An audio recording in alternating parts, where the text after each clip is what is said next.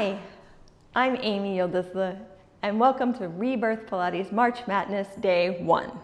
So today, we're going to do a short video to introduce you to some of the terminology I'll be using for the next 31 days and get you started moving and how to get down onto your mat and anything else that comes up while I'm teaching. So first things first. How do you stand into both of your feet? So if you take your feet and you take them parallel, you want them to be hip distance apart. So when I talk about hip distance in this class, I'm not talking about where you think the outside of your hips are, because I know most people end up standing somewhere out here. But I'm talking about where your femur bones come out of your pelvis. So if you look down at your feet, if I were to bend down, I could put a fist between my feet. And for me, I know that is hip distance apart or fist distance apart. Works both ways.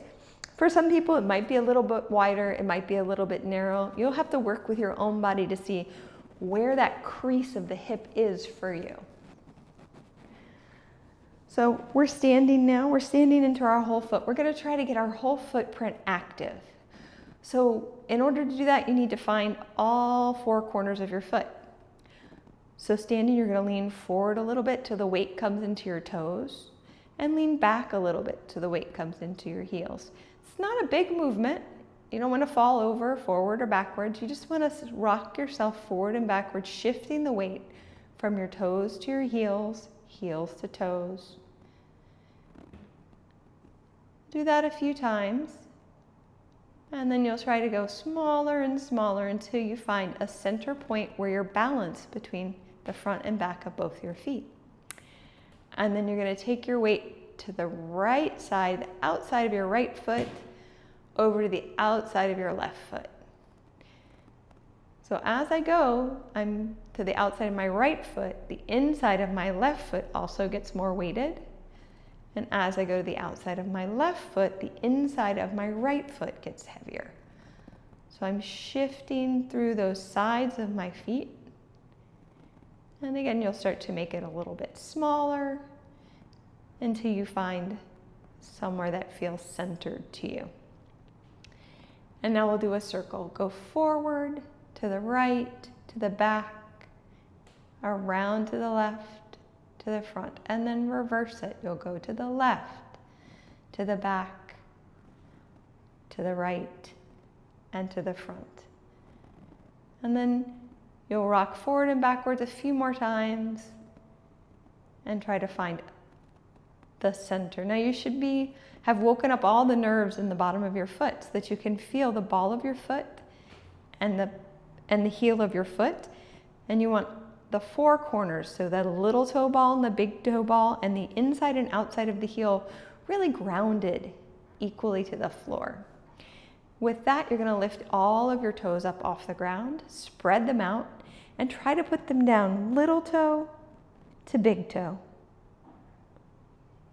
You're going to do that again. Now, at any time you're doing this, you feel unstable, always try to hold on to a wall or a door frame or a chair to help you with your balance.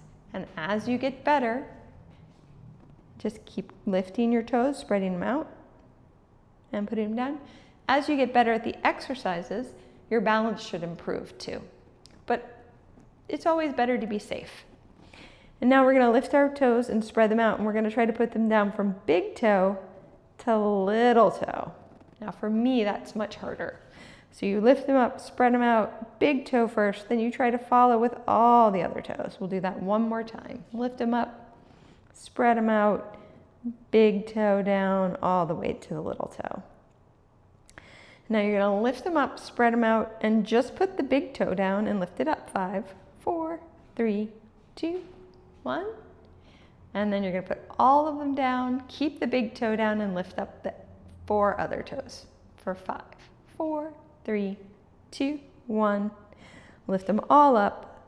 Try to put down the big toe and the little toe without putting down the other toes.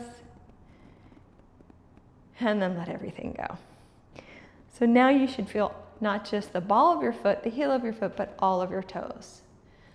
So now you're standing very nice and tall. Sometimes we talk in Pilates about a Pilates stance. So what is that? I want you to bring your feet all the way together in the middle. So here again, if you need help with balance, please use something to make sure that you are safe. You're going to stand into your feet, and from here, from your thigh bones, you're going to turn your feet out. It's not a big turnout. First position, I think they call it in ballet. I was never a ballerina. So you're going to feel this kind of wrapping of your thighs here, standing nice and tall. You're trying to have your pelvis in neutral. And we're going to talk about neutral in a moment once we get down on the mat. So this is Pilates stance. And this is how we would start our class and end our class. It's also not a bad way to stand sometimes. It keeps you evenly balanced in both your feet. You still want to be able to feel all of those toes. So really try to think, can I feel the heel on the inside, the outside, the ball of the foot, behind the big toe and the little toe, and all 10 of my toes on the ground. Not gripping, but resting on the ground. Everything is connected to the ground. Okay, now let's talk about how do we get onto the mat. So there's many ways to get on the mat. I guess what the ultimate one, which I'm currently still working on, so not great at it, you're gonna stand in your Pilates stance. So why don't you watch this part of the video and then you can choose which one you want to do. You're gonna cross your arms one over the other, genie style, stand tall, bend your knees as deeply as you can. When your heels start to come up, that's fine. And then from that position, you're gonna lower yourself to the mat, use your hands to move yourself back. So as you see, there was a little plop there for me at the very end. So I'm still working up towards that one. Another way to do it, again, cross your arms genie style. You're gonna take one leg behind you, bend your knees, and bring yourself down to the mat. And then use your hands to scoot yourself back. Now that is not accessible to everyone, and sometimes it's not accessible with the other leg behind. It depends on your ankle flexibility, knee flexibility, and strength. So we'll get up, and I'll show you some other ways to get down onto the mat. One thing you can do is you can use a prop. So you can use a chair. Or if you don't need the chair, you can stand at the top of your mat, bring one foot back into a lunge, lower your knee down, bring the other knee down, and then swing your legs around. But maybe that's still not quite accessible to you. So you can do your lunge, use your chair for support, and lower yourself carefully down. Again, make sure it's a sturdy chair, so it's something you can really use for support. It's not going to slip out from under you. Finally, if none of those work because you can't get down onto your knees like that, you could come down, put your hands all the way onto the mat, or use the chair, and just kind of rock yourself back onto your bottom. So there's many ways to get down here. I know it's not accessible for everyone to get onto the mat. So in April, I'll be doing a whole series of chair Pilates classes so that people who want to do Pilates but aren't able to get on the mat yet, or have some other mobility issues that prevent them from getting down there, maybe vertigo, certain things that could cause it to be uncomfortable to get down there, we'll be doing a chair Pilates series for them. So I'm going to put my prop away now, and we'll get down on the mat. And since I'm working on getting down with my heels together, we're going to try it again. So you squat really deeply if you're going for this one. And here's the goal, to really lower yourself slowly, more slowly than that, and use your hands to move yourself back. So now we're sitting on our mats. Again, we want our feet fist distance apart, hip distance apart, knees bent, hands behind the legs. Find your full footprint on the mat. Use your arms to pull yourself forward so you're sitting nice and tall on your sits bones. What are your sits bones? They're the bottom of your pelvis. So when you're sitting tall on a hard surface, you should be able to feel them, and you can rock forward and back to go behind them and in front of them. But right now we want to be right up on top of them. So you use your arms to pull yourself up nice and tall.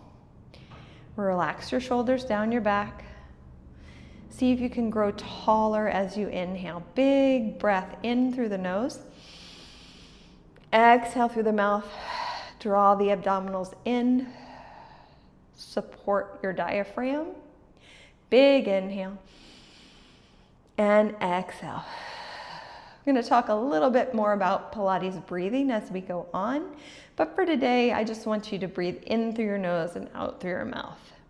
So big inhale in, expanding your rib cage. Exhale, you're going to tuck your tail under. Rock back to the back of your sits bones and go back onto your pelvis until your elbows straighten. Now you're in a nice C shape here. You're going to take that whole C shape forward over your legs and then restack your spine up on your sits bones. Again, you could always bring your feet in a little bit closer to make the exercise a little bit easier or a little more accessible.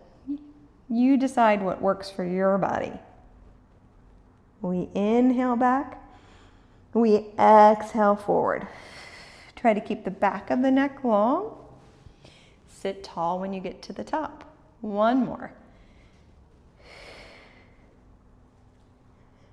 And forward. Sit tall. Now bring your legs a little bit further away from you. And you're going to go back, and we're going to round all the way back. You're going to go back until your shoulder blades touch.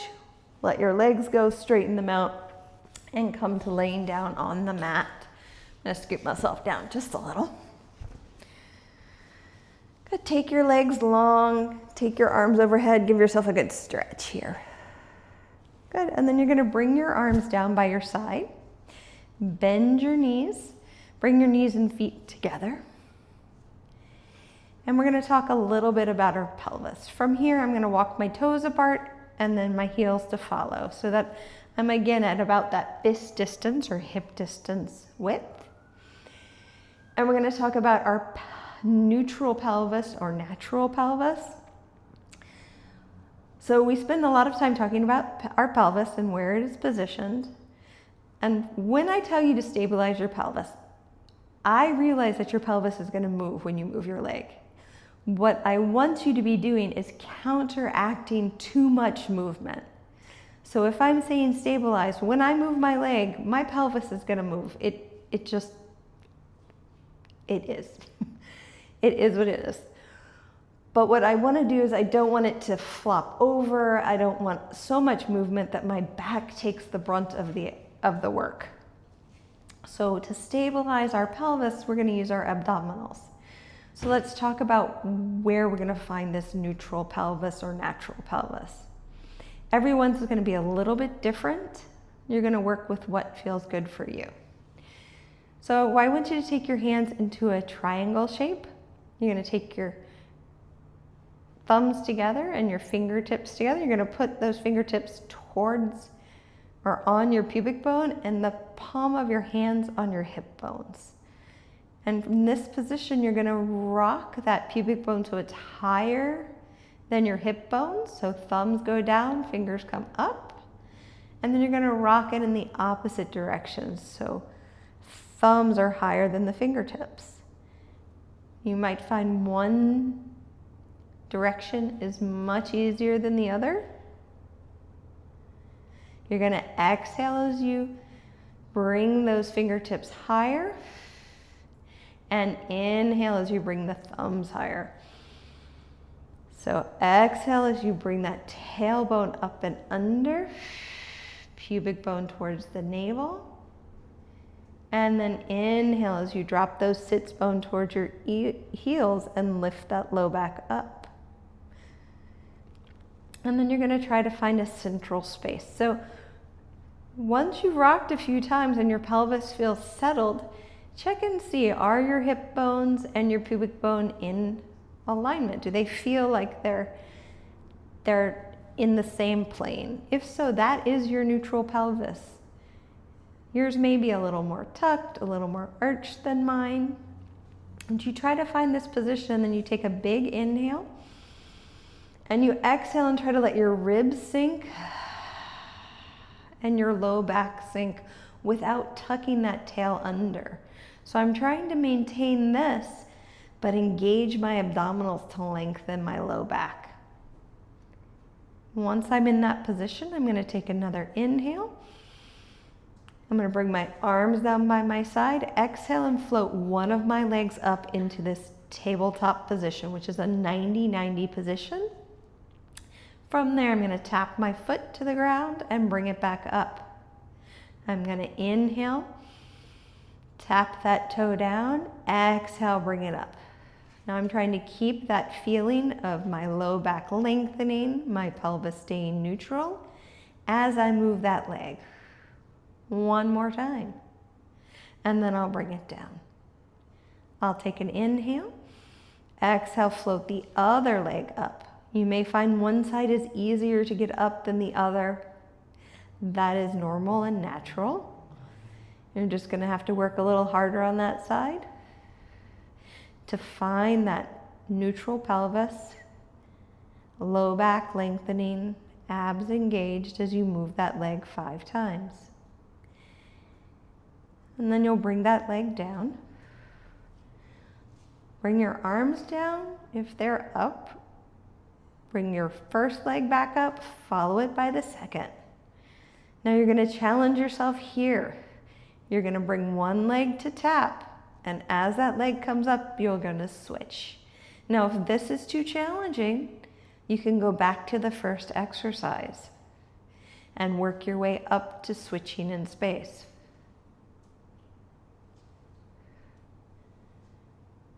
One more to each side, so 5 to each side. And then you'll bring both your legs up. From here, keeping these legs up, you're going to lower them out and away a little bit and then pull them back in. And again, you're trying to keep that pelvis in that more neutral position with your abs pulling in and up and your low back lengthening as you inhale to lower, exhale to lift. One more time.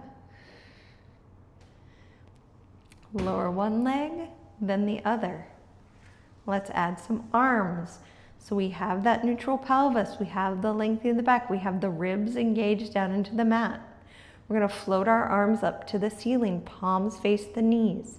And you're going to take your arms back only as far as you can keep that connection of the ribs to the mat. And then bring them back up. Inhale as you take them back. Inhale into the sides and the backs of your ribs. Exhale as you bring them back to the ceiling. Inhale as you reach back behind you. Exhale as you come back to the ceiling. 2 more. Challenge yourself to go a little further each time. Good. Take those arms up to the ceiling. Take an inhale. Exhale. Curl your head, neck, and chest up. Reach down by your hips. You're going to try to keep that neutral pelvis back lengthening. And then lower back down. 4 more. Inhale to prepare. Exhale to curl. Inhale to hold. Check your pelvis. Try to deepen your curl. Exhale to lower. Inhale to prepare. Exhale, curl. Inhale, pause. Exhale, bring it down. If you want to add a challenge, exhale, curl. At the top, when you inhale to pause, lift your arms up by your ears. Exhale, lower them down and lower your head, neck, and chest. Inhale to prepare. 1 more. Exhale, curl. Hold. Float the arms on an inhale. Lower the arms and exhale down. Good. We're going to get back up off our mats. So we're going to roll to our sides. Use our hands to bring ourselves up today. And we're going to come up to standing. If you need to use your chair, please do. You're going to come back to standing on your mat where you started. Feet in that Pilates V. Now you're aware of where your pelvis is. Can you make sure your pelvis is over your feet? That all of your toes are connected to the ground. Take an inhale, lift your arms up overhead, grow really tall. Keep that height and just lower your arms. And thank you for coming to day 1 of March Madness.